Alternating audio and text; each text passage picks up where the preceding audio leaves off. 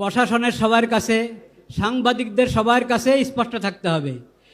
আরও একটা ধোকদিয়ানি আহলে সুন্নাত ওয়াল জামাত হবে দূরের কথা, ওরা তো ইসলামের গণ্ডির থেকে বাইরে, কাজে এটা মযহাবের ইখতিলাফ নয়। 2 নম্বর, কেউ কেউ এটাকে ফিরকার ইখতিলাফ বানাতে চায়। খবরদার, ফিরকা আহলে সুন্নাত ওয়াল জামাতের মতো হেদায়েতের উপরে তো নাই, ওরা গোমরা। যত ফিরকা, বেদাতি ফিরকা, গোমরা ফিরকা, ওরা গোমরা। কিন্তু তারপরও কোনো না কোনোভাবে কোনো রকম ইসলামের গণ্ডির মধ্যে আছে। কিন্তু কাদিয়ানিরা ইসলামের গণ্ডি থেকে বাইরে, কাজে কাদিয়ানিরা কোনো ফেরকাও না, এরা 72 ফেরকার কোনো ফেরকা না, এরা পুরা ইসলামের পুরা গণ্ডি থেকে বাইরে। তাহলে এটা মযহাবেরও ইখতিলাফ না, ফেরকারও ইখতিলাফ না, তাহলে কি? এটা হলো ইসলাম আর নন ইসলাম। উম্মতে মুসলিমার থেকে বাহিরে ভিন্ন একটা মতবাদ হলো কাদিয়ানি মতবাদ। এটা স্পষ্ট থাকতে হবে সবার কাছে, প্রশাসনের সবার কাছে, সাংবাদিকদের সবার কাছে স্পষ্ট থাকতে হবে। আরও একটা ধোঁকা প্রতারণার শিকার হয় বা স্বীকার করতে চায় অনেকে, যে এই দেশে তো কত মুসলিম আছে, কাদিয়ানিরা থাকবে, সমস্যা কি? কাদিয়ানিরা থাকবে ইসলামের পরিচয় নয়, মুসলিম পরিচয় নয়, অমুসলিম পরিচয় থাকবে। এই কথাটা প্রশাসন বুঝে না, তা না, খুব ভালোভাবে বুঝে, সাংবাদিকরা বুঝে, কিন্তু তারা আমানতদারি রক্ষা করে না। নিজেরা মনে হয় ধোকার মধ্যে থেকেও ভান দেখায়, বুঝে না, আসলে সবাই বুঝে।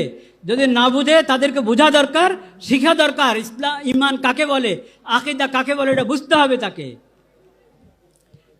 শেষ কথা যেটা বলতে চাই, আমাদের করণীয় আছে, আমাদের করণীয়, প্রশাসনের করণীয়, নিজেদের ঈমান এবং ইসলামের পরিচয় দেওয়া।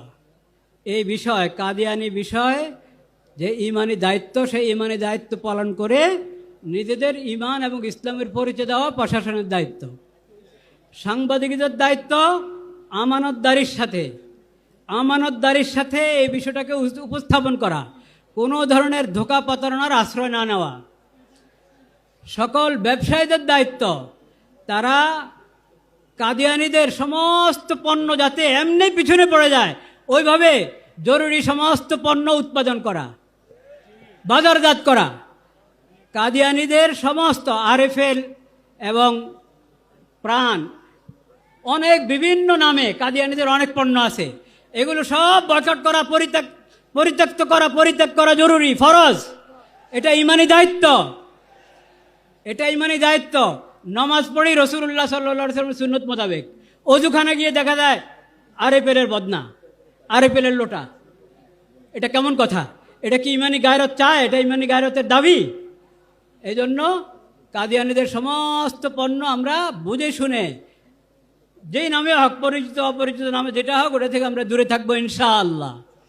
এবং সমস্ত ইমাম, খতিব, আলেম, ওয়াইজ সবাই এই বিষয়ের উপরে যে আমরা আলোচনা করে থাকি, ওটা বসিরতের সাথে করব, পড়াশোনা করে করব, যাতে ওয়ালা তাকফু মা লাইসা লাকা বিহি ইলম, এই আয়াতের উপরে যথাযথ আমল হয়। আল্লাহ তাআলা আমাদের সবাইকে তৌফিক নসিব করেন।